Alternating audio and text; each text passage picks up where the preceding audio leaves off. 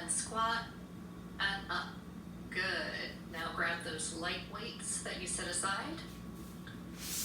Here we go with curls, and up and down, and in and down, and in and down. Hi everyone, welcome back to my channel. My name is Heather and today I am back with a tag video about mammoth books. A few housekeeping things out of the way. Shelley of Shelley Swearingen very kindly tagged me in this, so thank you so much, Shelley. She was tagged by Steve Donahue, but I'm not sure if Steve Donahue is the original creator of this tag. So I will just link to Shelley. You can go find her video and follow the trail back if you're really curious. But since the point of this tag is to talk about absolutely huge, long chunksters of books, my literary tee for this summer is one of my workout shirts, actually, that says, you can't read the whole thing, but "Dost thou even hoist?" Instead of the famous line, "Do you even lift, bro?" We have Shakespeare asking, "Dost thou even hoist?" Because reading these books sometimes does feel like a workout, both mentally and physically sometimes. They weigh quite a bit.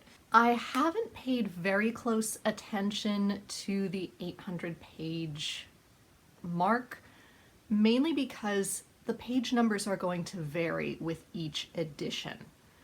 For example, I did not include The Pillars of the Earth in my collection of mammoth books that I have read because my edition does not look like a massive brick. It is still quite a long book. It falls into most people's lists of huge books that they have read and enjoyed. So know that that is still there, but I'm going for what look like big chunksters in the editions that I have. A lot of these are going to be classics. People don't tend to write huge books like this these days, at least very rarely. But I have tried to incorporate some more unusual big books as well.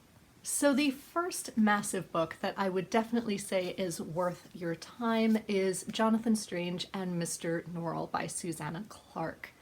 This is the original hardcover. This comes in at around 782 pages, so quite a big chunkster of a book. I adored this book. This remains my favorite Susanna Clarke novel. I liked Piranesi, but this was so much better. I describe this as if Jane Austen and Neil Gaiman or Terry Pratchett co-authored a book. This is what you would get. You have a society of gentlemen magicians in Regency England in which to be a magician is not to actually practice magic. A gentleman would not dirty his hands with such work. They merely study the history of when people did practice magic. Except they hear of Mr. Norrell up in Yorkshire, who is in fact a practical magician. And so they all go to marvel at him, and he gets swept up in society and becomes this marvel. Meanwhile, Jonathan Strange, a regular everyday man, discovers that he also possesses some magical abilities. They start to team up. They are drawn into the Napoleonic Wars. Does the student outstrip the master? Does that cause tensions? There's a subplot of the man with the thistledown hair, of summoning fairies and accidentally wreaking havoc because fairy deals are notoriously tricky. It is so fantastic. It is written in a beautiful Regency style, but with a very wry sense of humor, and it very much pokes fun at itself. There are footnotes that will go on for 3 pages. It is hilarious and gripping and beautiful and, oh my gosh, so good. The TV series that was made from it as well, also very good. Another mammoth book that is rarely talked about, at least on BookTube, is The Barefoot Queen by Ildefonso Falcones. I think its original title was La Reina Descalza. And this was translated from the Spanish. Does it say by whom? Translated by Marafe Letham. And this was incredible. This blew me away when I first read it.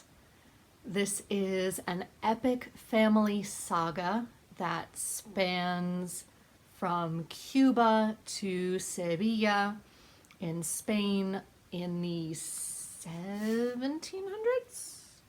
Yes, 1748. And we start with Caridad, who was a slave, but her owner has died and freed all of his slaves on his death. And so she was sent to Seville to enjoy her freedom. And we first of all get to see from her perspective that freedom from slavery did not necessarily mean happy freedom. She is mistreated horribly along the way. She has no possessions. She doesn't know anyone in Spain. This is a horrible upheaval for her. This is not the wonderful thing that her former owner thought it was going to be for her. But she falls in with a family of gypsies, and you get to see the development of their families, various people falling in and out of love, the importance and development of flamenco music, all tied together. It was such a beautiful ride. I feel like you do have to have a background in Spanish history and culture, at least a little bit, to truly get the depth of it, but it is fantastic, and I cannot recommend this book enough. Ildefonso Falcones does write mammoth books a lot of the time, but this is the only one that I have read so far. It's very, very hard to find copies of his books here in the States. This comes in at 641 pages, so slightly under the 800 page mark, but still a very large book that is well worth it. Another book that I don't often see talked about in these lists, but my edition is really huge, is Little Women, at least when it's published as a combination of Little Women and Good Wives. I didn't know that it could be published any other way. This is the only way I've known it here in the States, at least. I've had this particular edition for years. I read this when I was 14. And this particular Aladdin Classics edition comes in at 759 pages for the bind-up of the two.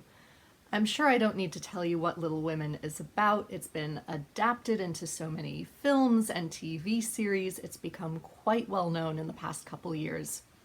But as a bind-up, I would say it is a big book that is well worth the read, and probably a good entry point for reading really large books if you're on the newer side of reading large classics.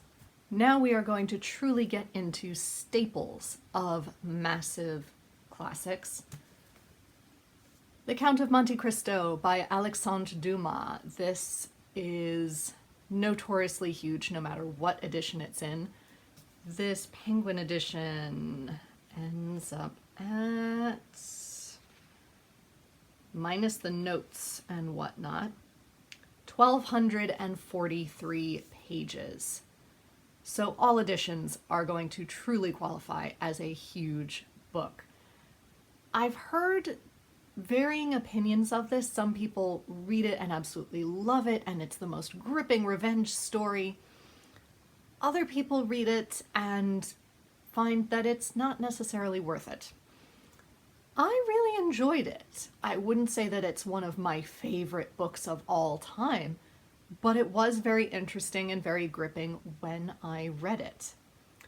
By the way, I tried to watch the new film of The Count of Monte Cristo, the one that's in French, and it looked as though it was all AI generated.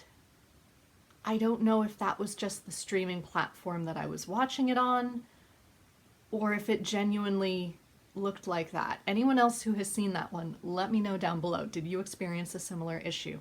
But the book itself, very well worth it. Another famously massive French classic is Les Misérables by Victor Hugo. Again, it's so well known, especially through the musical and the adaptation of the musical, but reading it is very, very well worth it, I would say, especially having seen the film of the musical, which I know people love or hate. I really like it based on one scene alone. The scene right at the beginning when they introduce the revolutionary section of the plot. And we're introduced to Marius, as played by Eddie Redmayne, and loads of people are packed into a square and he meets his grandfather. And that film manages to sum up in about 3 lines a huge portion of this book, and I find that an incredible achievement. So definitely read this book so that you can get even more depth out of the musical if you are a fan of the musical. This particular edition is 1,232 pages long.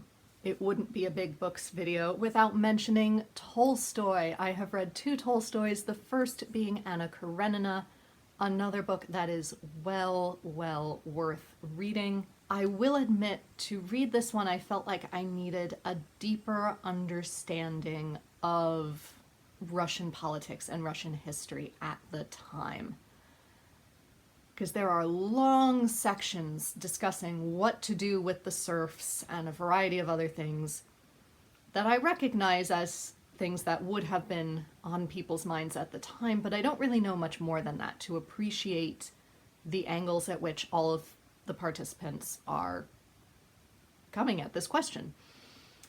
So I did skip large sections of those conversations because they didn't contribute to the forwarding of the plot that much, and without that background, didn't really make a big difference. But overall, I truly loved this book. Again, I feel like it's fairly well known in pop culture, so I am not going to try to summarize it here. Even if I do try to summarize it, I feel like I would end up spoiling some aspect of the plot, so I'm not going to. You can look into it yourself if you don't mind and you're interested. This particular edition, minus notes, ends up being 817 pages. The introduction also says that this translation, translated by Richard Pevear and Larissa Volkonsky, is closest to Tolstoy's original style. That may or may not be true. Until I learn Russian and am able to read the original, I have no idea how true that is. It occurred to me I have not mentioned the translators of the French classics that I mentioned. So the translator of this Penguin edition of Les Misérables was Norman Denny, and the translator of the Penguin Count of Monte Cristo is Robin Buss. The other classic that this list would not be complete without is War and Peace by Leo Tolstoy. I adore this book. Again, very well worth a read. I particularly love book 3 because of the musical Natasha Pierre and the Great Comet of 1812, which I saw 3 times on Broadway. I loved it that much. It is absolutely beautiful. The 2016 adaptation is also very good, I thought. So you might want to watch that before jumping into this, just so you have faces to put with names and can really appreciate the writing style. War and Peace is perhaps the quintessential huge book to conquer, ironically phrased, because this focuses on Russia during the Napoleonic Wars and trying to fend off Napoleon's invasion.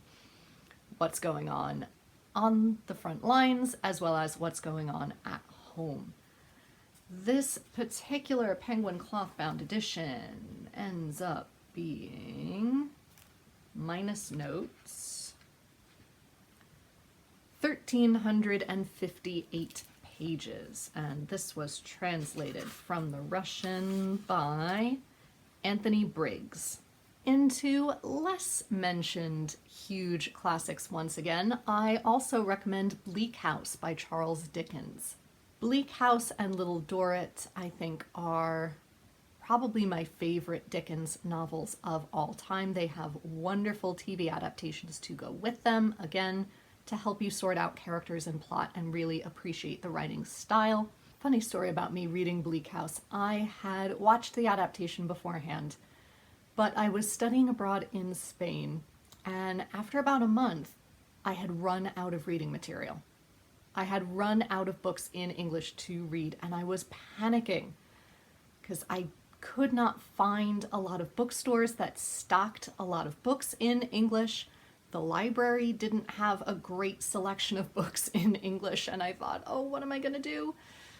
So my mother hunted down a very cheap copy of Bleak House at a used bookstore and sent it to me going, this is a massive book. This should keep you going until we come to visit you, and then I will bring more in my suitcase.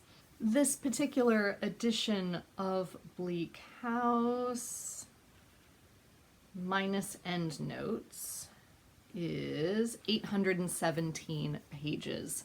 This book mainly centers on a court case, Jarndyce and Jarndyce. Old Mr. Jarndyce made a will, but there are 2 copies of the will. No one can decide which one is the one that should be abided by. So his estate and this grand inheritance has been stuck in limbo for generations. There are still masses of legal red tape to go through, no one can decide, and all potential recipients, or at least a lot of them, have wrecked their lives waiting for their supposed inheritance to come in. And so we see a lot of people who are somehow affected by this case, or who are tied to people who are affected by this case. We have Lord and Lady Dedlock. We have the 3 young people of Ada Clare, Richard, and Esther Summerson, who are sent to live with another Mr. Jarndyce. And of course, you meet a huge Dickensian cast of characters surrounding them, but it's watching how each of them react to waiting to hear how this court case will be resolved, if it ever will be, and all kinds of secrets and drama that come out of that.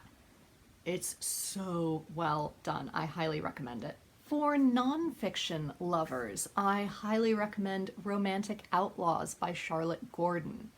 This is a dual biography of Mary Wollstonecraft, author of A Vindication of the Rights of Women, and her daughter, Mary Shelley, author of Frankenstein.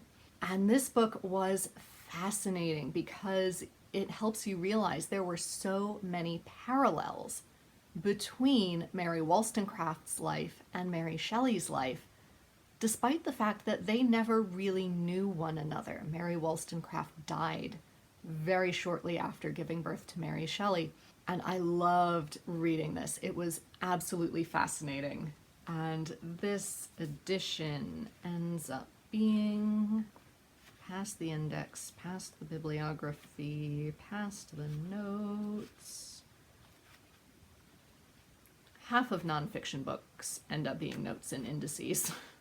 There we go. It comes in at 550 pages. So not the biggest book on this list by any stretch, but it is still quite chunky, and nonfiction tends to be slow going, so I thought I'd include it here nonetheless.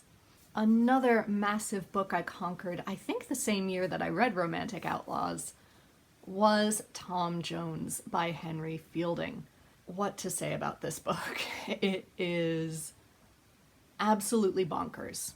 I find most 18th century literature is absolutely bonkers.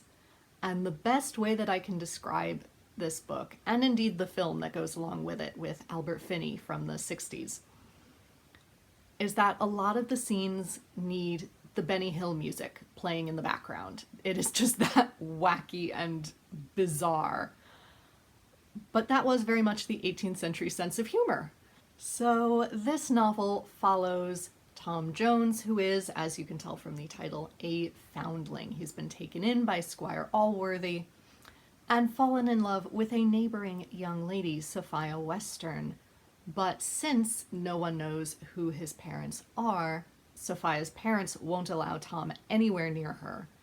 And so he sets out to make his fortune and prove himself worthy of her, and has many other adventures along the way. Whether or not he ends up deserving her at the end of it, I don't know. But I will say, watch the film from the 60s. Do not watch the adaptation that was recently done. It really didn't capture this book at all, in my opinion. But again, this Penguin edition, minus notes, ends up being 869 pages.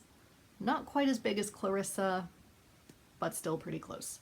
Then we get to Trollope, and Trollope did write short novels, but also wrote some pretty huge novels. So of the ones that I have read, here are ones that I would recommend as I sort them out on my lap. The first one I recommend is The Way We Live Now. This is stunning. It is a fantastic entry point to Trollope's writing, his style, the scale of the work that he tends to produce. Because he has that rather Dickensian cast of thousands that are all important, I'm not going to try to describe what this book is actually about. Just know that it is amazing, and I highly recommend it if you're thinking about starting Trollope. And this Oxford edition, oh, these are fun. These make me do a lot of math. Because these editions that I have, especially the Oxford ones, publish themselves much as they would have been in the Victorian era, in that they publish as Volume 1 versus Volume 2. What I did not realize when I first started reading these editions is that when Volume 2 starts, they start the page numbering over at 1. So, allow me to grab my calculator. This is around 900 pages. Let me do some adding to get that more specific. We have 474 plus 478. So this edition is 952 pages. Massive chunkster, but very, very well worth it. Another massive standalone that Trollope wrote was He Knew He Was Right. And yes, those titles are incredibly similar and people often get them confused. This one is very, very different. I didn't enjoy it as much, but it's still very fascinating, still has a wide range of characters. But its central plot is that of a young couple in which the husband has become utterly convinced that his wife is having an affair with her guardian, Lord Osborne. She is not. She emphatically insists that she is not. But she also resents her husband having this conviction and being unable to dissuade him of it.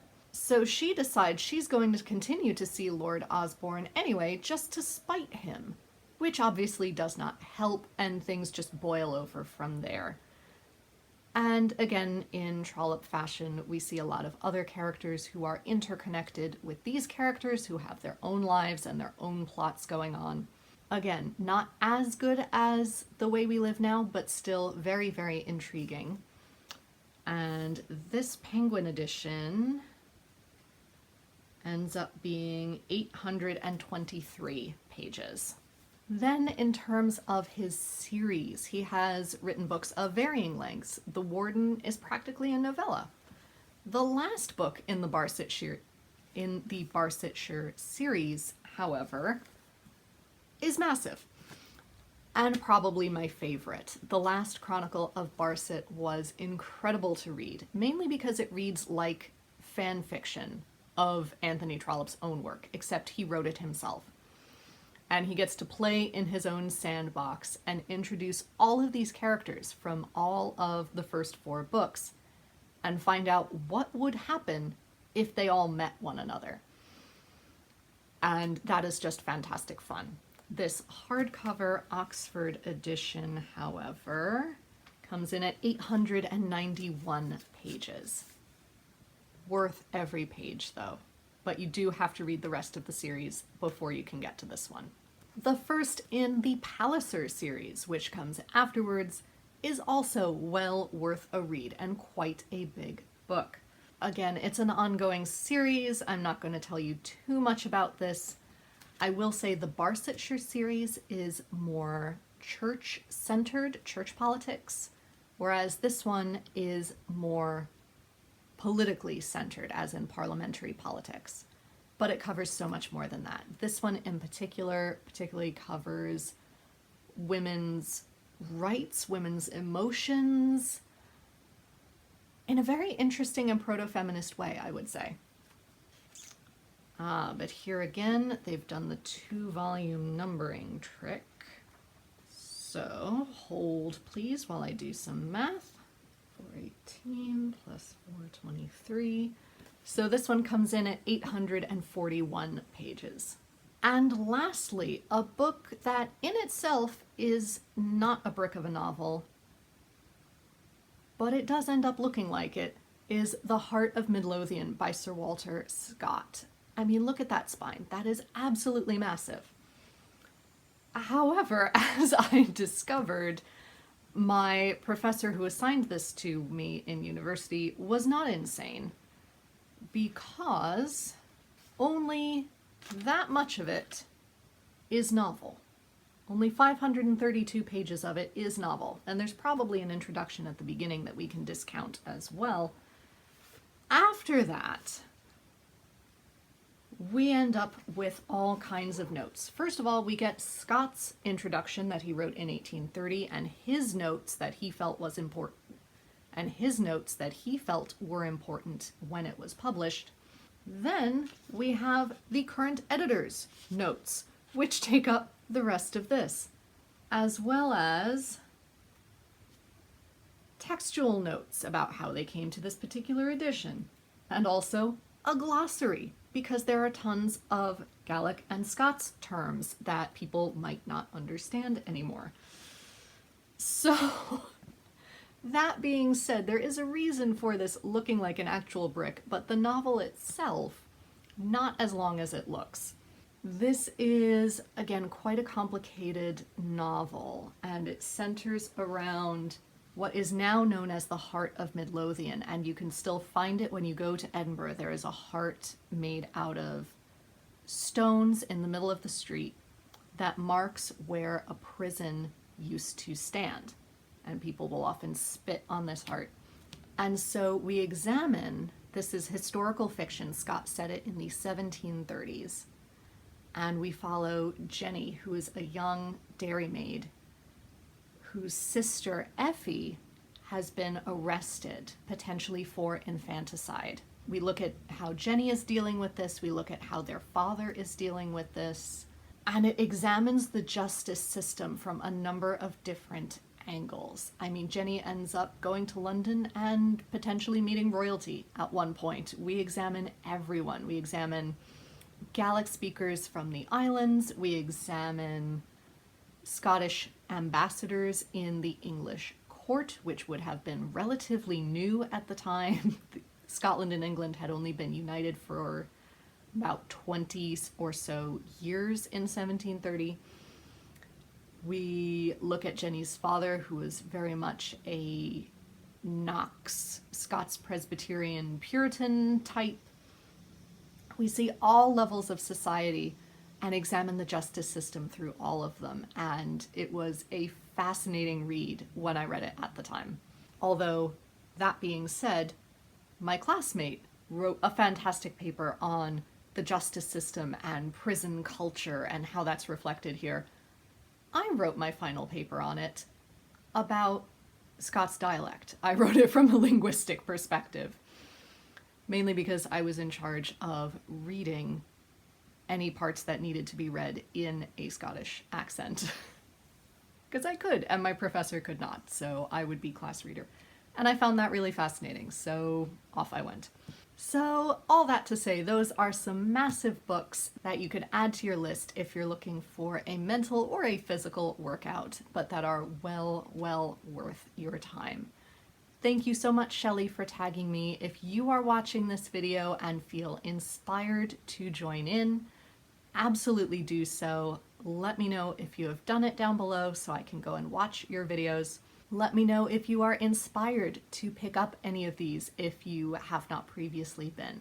If not, that's totally fine, but I hope this has at least planted a seed in the back of your mind. Until next time, be safe, be well, and happy reading. Bye everyone.